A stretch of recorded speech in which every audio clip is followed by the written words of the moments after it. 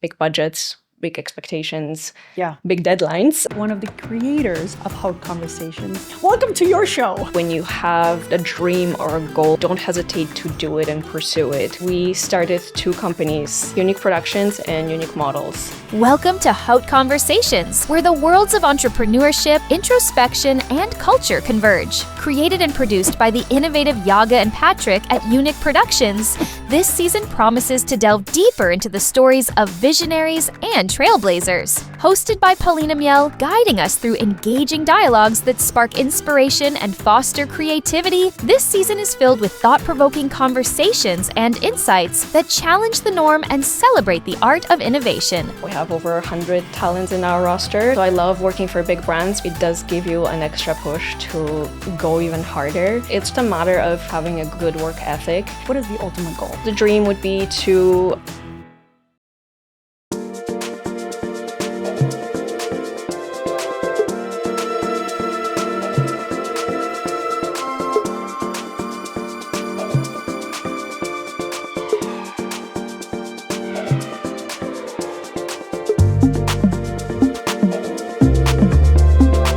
Hi everyone, welcome to the season finale of Haute Conversations. I'm your host, Paulina Miel, and today we have a very special guest because it is in fact one of the creators of Haute Conversations, the multifaceted Yaga Kelb Ngandu. Welcome to the show. Thank you. Welcome to your show. Thank you. Thank you for having me. Of course. Let's talk about the journey of hiring me interviewing you, and how you ended up here, because you are, in fact, sister from another mister, Polish. Yes. You're from a beautiful city, mountain city, Zakopane, everyone's bucket list.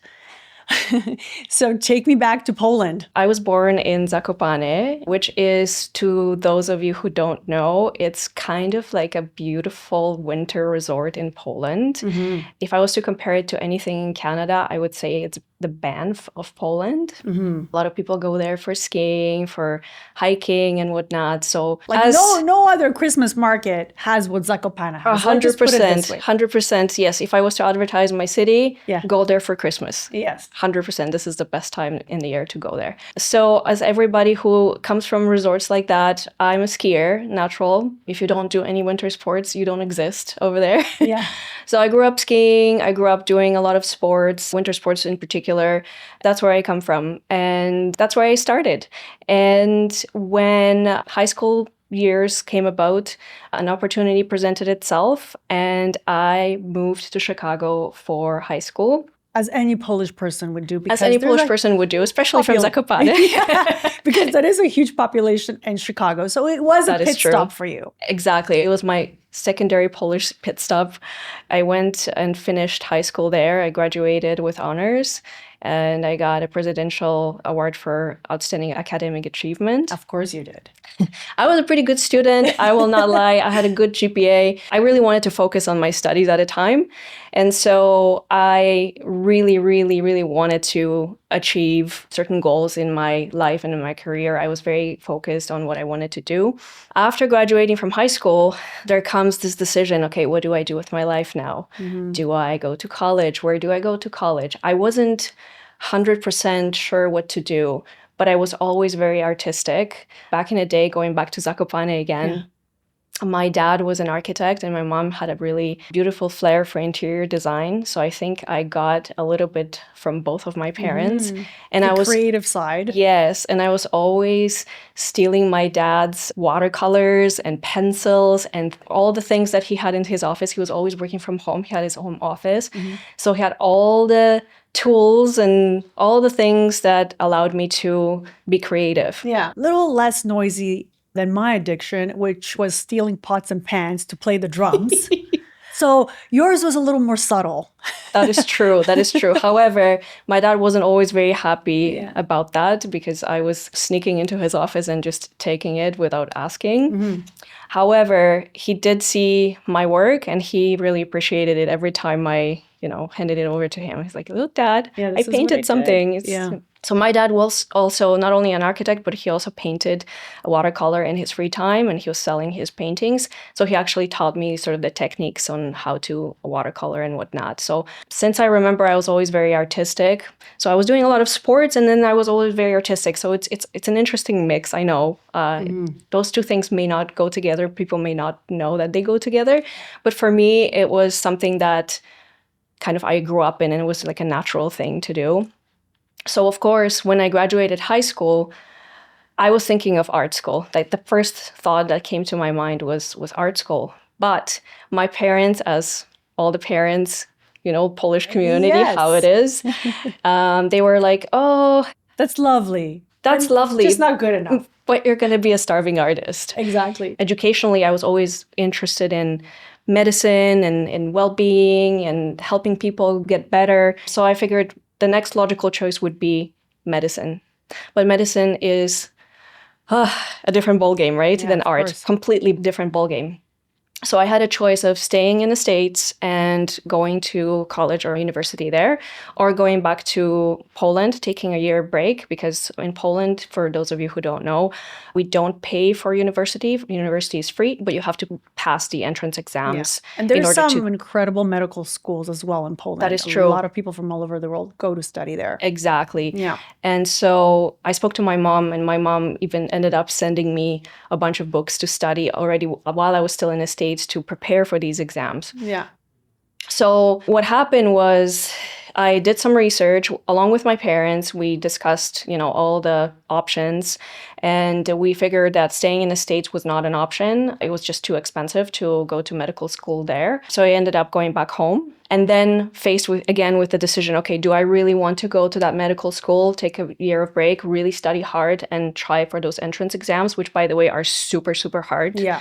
Or do I kind of fill in the gap and then go somewhere else, do something else, and not lose a year of in between of studying, right? Mm-hmm.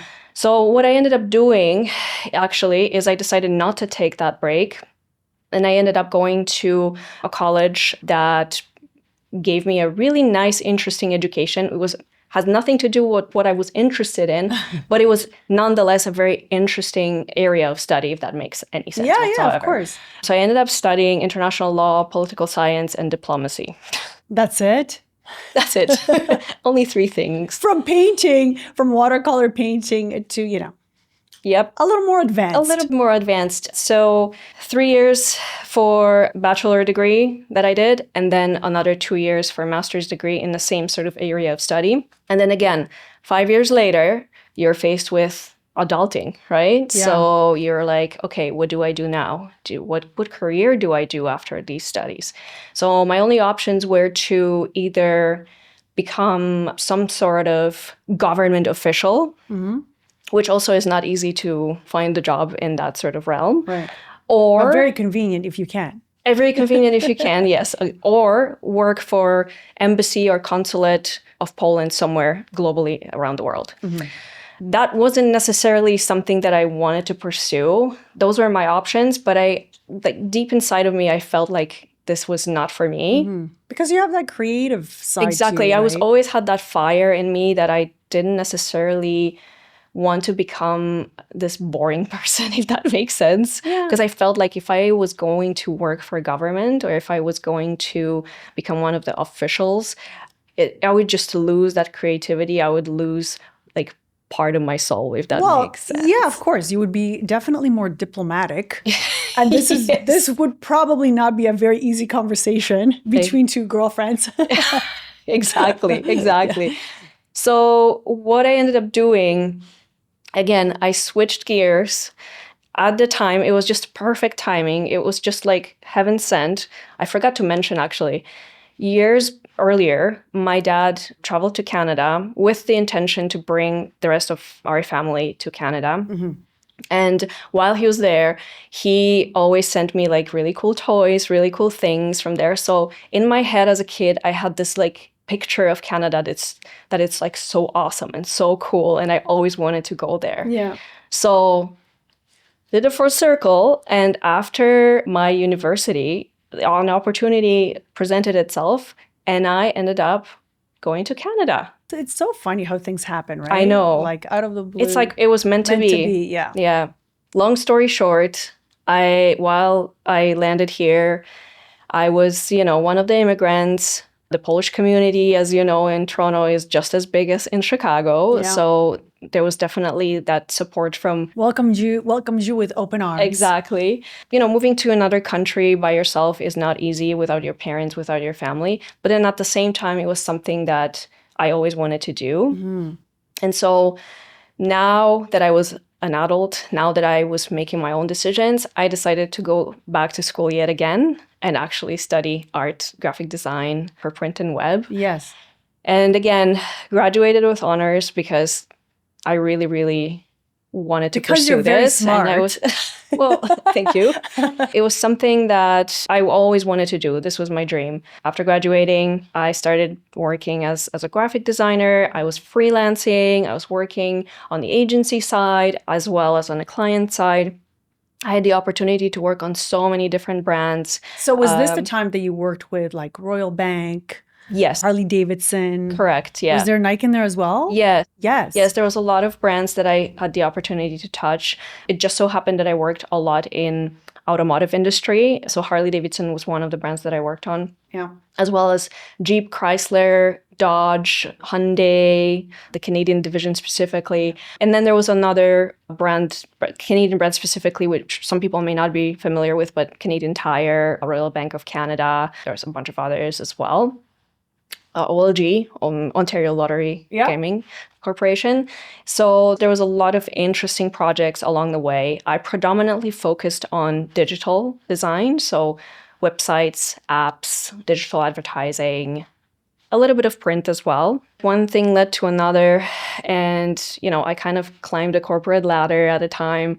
And from graphic designer, I became senior graphic designer, then art director, and then eventually became creative director. Wow. And at a time, once I became a creative director, I was able to have a little bit more creative freedom and lead a lot of projects. Again, from everything digital all the way to like commercials, you name it. Yeah. Anything that has to do with advertising and marketing, I touched at some point, including like guerrilla advertising and all of those kinds of facets of marketing. Years later, so after working in the industry for a very, very long time, I eventually ended up meeting my lovely husband, and we joined forces and we started two companies, which is Unik Productions and Unik Models. And so we've been together running the businesses ever since.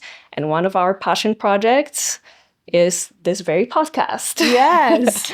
And it's your second season. Yes, it's our second season, and we're super, super excited to run it. And we're really excited for what's to come. But we've been very successful. We've done a lot of awesome projects for a lot of big brands. We also have Unik Models, which is our modeling and talent agency. We have over 100 talents in our roster, so there's a lot of people to manage, but we've been pretty successful with that side of business as well. And our talents, we're booked for a lot of different interesting projects for big brands. So now, do you prefer working for bigger brands when there is more stability, or kind of doing your own thing? And obviously you're partnered with your husband, so that's a wonderful team dynamic. So which one do you prefer? And how do you kind of juggle all the moving parts? Oh, wow. That's a question to unfold. I know. Unfold. Unfold. I will unfold. A little bit of both. So I love working for big brands because it's always something that you can be proud of and put in your portfolio. It's usually a little bit more challenging as well because with big clients come big budgets, big expectations, big deadlines. Yes. With some indie projects, you have a little bit more flexibility and creativity to put forward because the marketing and the budget and everything else is not fully established. So you get to kind of have a say in how you want to veer the creative. Definitely, I would say a little bit of both. It's a good balance to be working for big brands as well as smaller ones and helping them kind of grow and be out there in the world. Yeah. Well, obviously, and plus it's giving you so much more knowledge as far as where you are today. Exactly. Right? Exactly. All the experience that comes along with Exactly. And with the juggling of the projects, it's just a matter of really having a good work ethic and having worked, on so many different clients and so many different workplaces and for ourselves as well. You just really have to have a good schedule, establish yourself as an organized person. And with the creative world, it's also not always possible to stick to your schedule because sometimes you need more time to think about what you want to do in terms of creative, how you want to approach certain projects. The good thing about being creative is sometimes ideas come to your mind at the weirdest times. And sometimes you'll be taking a shower, for example, and something just pops in your head and like, oh my God, this is amazing, right? Yeah. And you just write it down or you just share that idea with my husband in this case, or with maybe perhaps our client and see what they say, right? Yeah. So that's kind of what we do. We just really try to keep ourselves organized. We have an awesome team of people that see the big vision, that have just as good of a work ethic as we do. And we really enjoy working with these people. So team is so important It's essential in business. to running a good corporation, 100%. business, whatever you're doing, Yeah. especially if you're Exactly. self-employed. And if you gel really well with these people, if they're genuinely nice people and they have a similar sort of vision than you do, there's nothing better than that. Any secrets to managing such a busy schedule? Because you also have a little beautiful girl. Yes. She's 1 year old. Yes. So how now, as a mom, do you manage? And has it actually given you, even though it depletes most of your energy as a mom, has it given you that extra push to succeed even more? I think exactly what you just said. It does give you an extra push to go even harder, just because now you have this little person to take care of and you want to make sure that they have a bright future ahead of them, right? So that is your main motivator, not only for yourself and for your husband to like succeed in business, but to succeed for your little one, right? Yeah, of course. So I think that's the main pusher, if you will, for us to really succeed in what we're doing. But it's also definitely, it comes with the challenges, right? And time is of essence. So how I've been lately managing my days is just simply waking up earlier in the morning, having those few hours in the morning for myself and for work. And then when she wakes up, I will, spend some time with her. I will play. I will feed her, play again. Then she goes for a nap. So that's when I work again. And we switch around as well with my husband. We juggle. So whenever I'm working, he will take care of her and vice versa. So we've been pretty good at managing our time. I can't complain, really. It just became such an integral part of our lives that we don't really see sort of the struggle anymore, right? Or the lack of time. We just kind of run with it. Yeah, you just need to manage it. That's it. That's exactly So what it is. how long have you two partnered up and created this company? And how long has it been now? So Patrick started the company by himself and I joined him when I met him. The Unik models has been around since 2003. He started it back in Spain, and then when he moved to Toronto, he kind of moved the entire business. Yeah. But officially in Toronto as a company, we've been in since 2016. And then later on, a couple of years later, we established Unik Productions, because Unik Productions operated sort of under the umbrella of Unik Models at first, when we first started doing production, video projects and photography projects, etc. But after that, it just made sense for us to kind of separate the two businesses and really focus on the talent management as a Unik Models. Yeah. And then for the production side, we did the Unik Productions. Where do you envision this company, like, let's say 5 years from now? What is the goal? What is the ultimate goal? Oh my gosh, we have so many goals. But of course, for the modeling agency and for the talent management, we would like to become obviously one of the best, if not the best, management company or modeling agency in the world. We want to beat elite models. Oh, okay. That we is have high expectations. I mean, you have to, right? Yeah. Well, they've gone through some stuff. Like I kind of mentioned it in previous interviews. So they've gone through some things. And I feel like it's an easy thing to do, like take over. Yes. Take over. Take over the world. I mean, that's the only way to go about it, right? Yeah. For Unik Productions, of course, we want to get as many great projects as possible.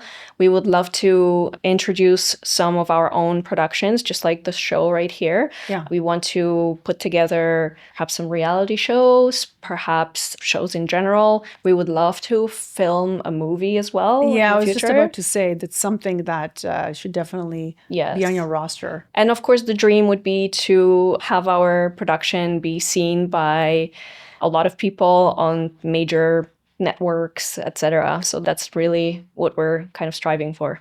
Switching gears from design to fitness. This is something you didn't talk to me about. So there is even more multifaceted things to say about you. Yeah, orchestra woman, right? Yes. So you're a So- nutritional coach. Yes, I'm a registered holistic nutritionist and fitness instructor and personal trainer. So I didn't speak about it because I never really pursued it professionally per se. It is my passion. Fitness, nutrition, and overall wellness and health are my passion. So this was always my, call it side gig. Yeah. Well, it takes you back to the medicine side of things, right? That's it, right? So I didn't get to study medicine, which now looking from a perspective of time, I don't really regret not going to the medical school, but I do really kind of hone on the whole idea of being healthy and being well.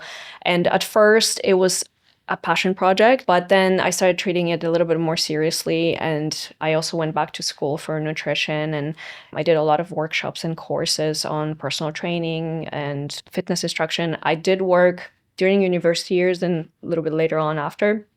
I did work part-time as a fitness instructor. I worked in gyms doing people's nutrition and whatnot. After graduating from nutrition school, I gained so much invaluable knowledge about health and wellness.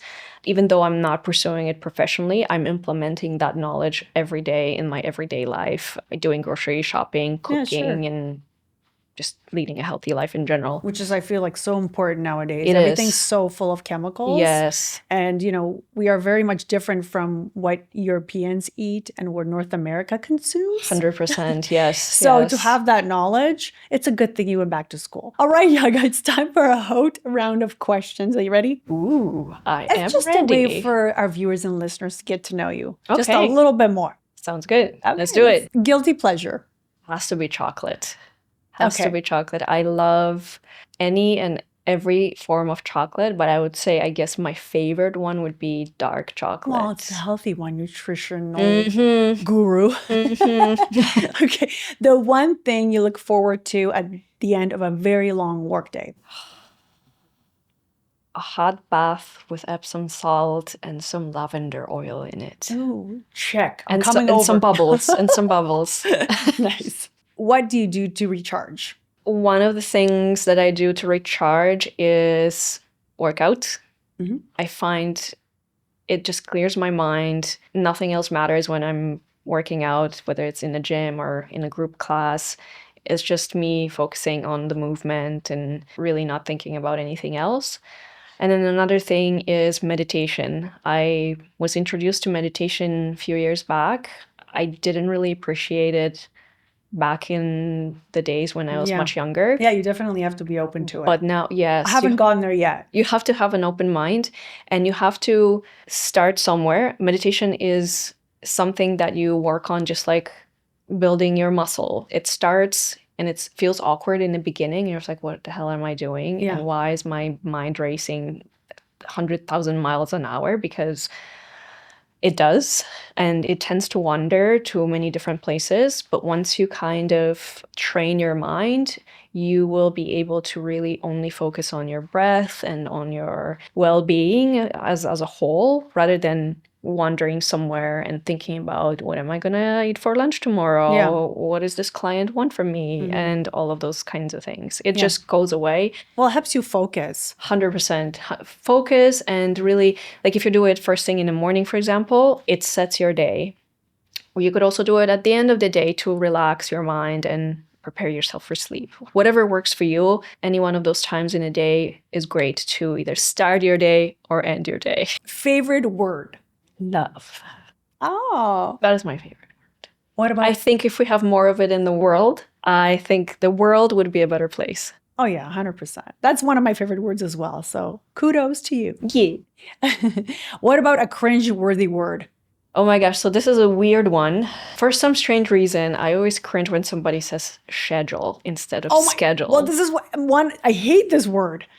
Thank you. Hate it. Schedule. It's just it's schedule, it's not schedule. I know. Sorry, people. Cringe. Yes. Beverage of choice. Well, I gotta love my matcha tea. Again, okay. a healthy choice, I know, but What if it was something stronger?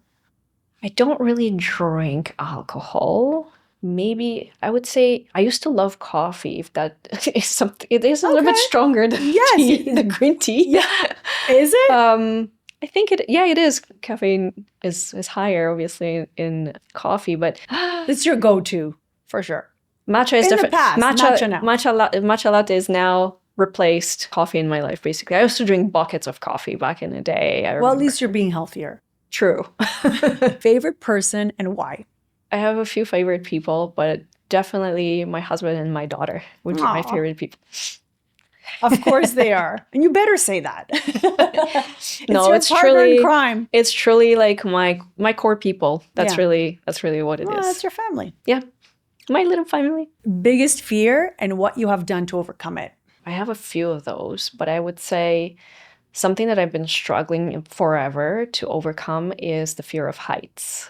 Oh. Surprisingly, because I come from the mountains, so you would think that I'm like kind of used to it. But yeah, we're on the 48th floor right now, and I'm like scared to go look outside the window. Face your fears. Go to the balcony. I know, right? Every time. So going to the balcony is not as much of an issue, but if you ask me to like do bungee jumping, I would say no. To the point where I don't even do roller coasters. I'm like this scared of Okay, so it's a visual thing, whereas like flying, you're good. Flying, I'm okay with, as long as I have a ground under my feet and it's not transparent, I'm okay. So you haven't faced your fears yet. And you haven't, overcome your fear yet. I don't think I have. I've been working on it all my life, and it's still like a work in progress, I gotta say. Okay, that's okay. As long as you're working towards overcoming it at some point. Yes. What advice would you give your younger self? I think what I would say to my younger self is to don't hesitate when you have a dream or a goal in your life. Don't hesitate to do it and pursue it. Because sometimes I would either procrastinate or not pursue it because I thought it wasn't a great idea at a time to do so. My older self is, I think, a little bit braver now than I was when I was younger. Yeah. I think my husband taught me a lot of that. He's one of those people who takes action as soon as he has a good idea or anything like that. I'm the person who is always hesitating, and I always do a million things before I jump into it, or I just kind of put it on a back burner because like I did in the past, I just feel like it's not maybe a good idea to do so right at that particular moment. But these days I've been a little bit braver and a little bit more spontaneous when it comes to taking an action and moving forward with things. Okay. Yeah. I should apply that advice to myself. Favorite place in the world thus far? Bali. And you can also give me a bucket list. So favorite place? Favorite place would be Bali. I've been there twice and I fell in love with that place. It's such a spiritually loaded area. It's so beautiful. I just can't really describe it. You just have to go there. It has that special vibe that you wouldn't be able to describe unless you actually go there. And if you are into anything like meditation, yoga, spiritual approach to life, Bali is the way to go. Now, on the bucket list... Your husband better be taking notes. So, well... My husband and I, we've been actually talking about it. So he's originally from Spain, and we've been forever talking about Marbella, which is beautiful in the south, right, by the water.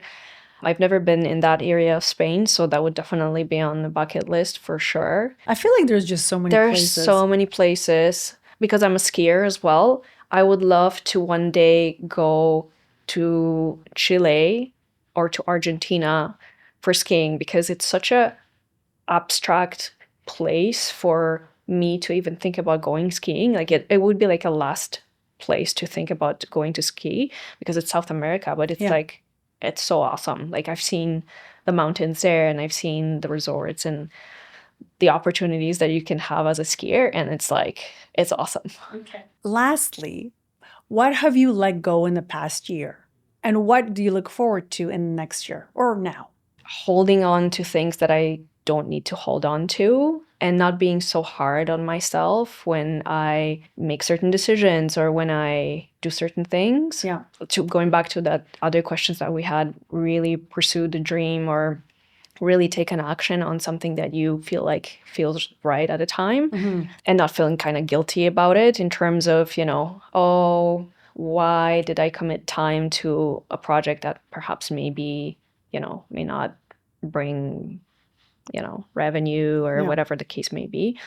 What I anticipate or what I'm looking forward to is the potential that we have with our businesses and the projects that we're currently working on. And I would love to see them succeed and come to fruition and really, really big thinking. Yeah. I'm just looking forward to this year, the continuation of 2025 and beyond to really, like, literally kill it in a good way.